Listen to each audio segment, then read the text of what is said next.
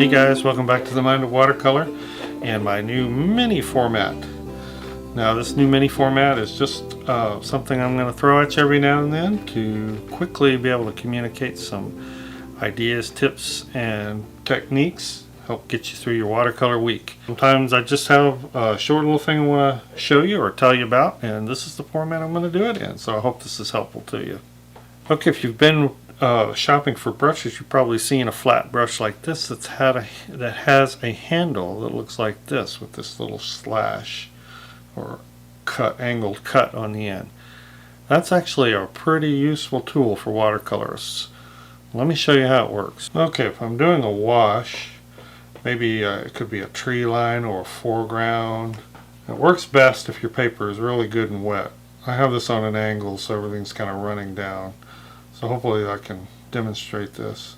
I'm going to pull this up. But your paper needs to be really good and wet so that the fibers are softened. You just use this to scrape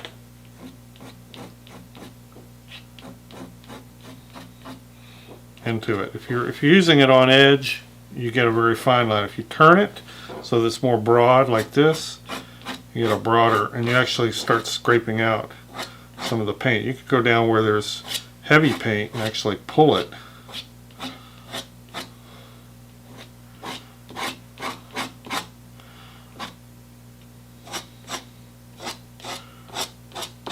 Essentially it's just a kind of a mover of pigment.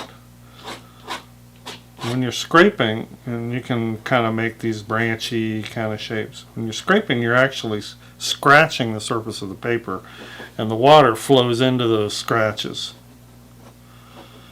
This is a great little landscape painting thing, and floral painters use it too, floral and botanical painters.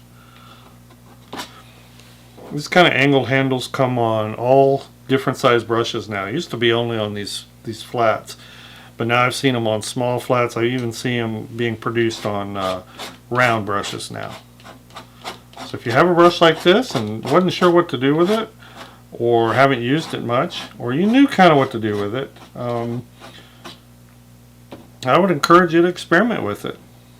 If you don't have one, go out and it looks like something that you want to try or fit into your painting, go out and pick one up. It's pretty cool.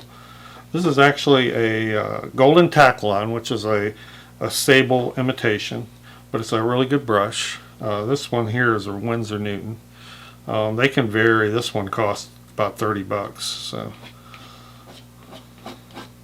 where you have a lot of moisture and pigment, you can actually kind of pull it and move it around that way.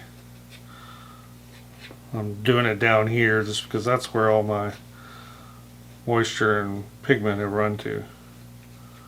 That gives you some very organic kind of painting lines. You can do the same thing with palette knives, but it's kind of cool to be able to have this on when you're painting and just be able to turn it around and do that. Just experiment with it and see what you can come up with. It's a neat little tool.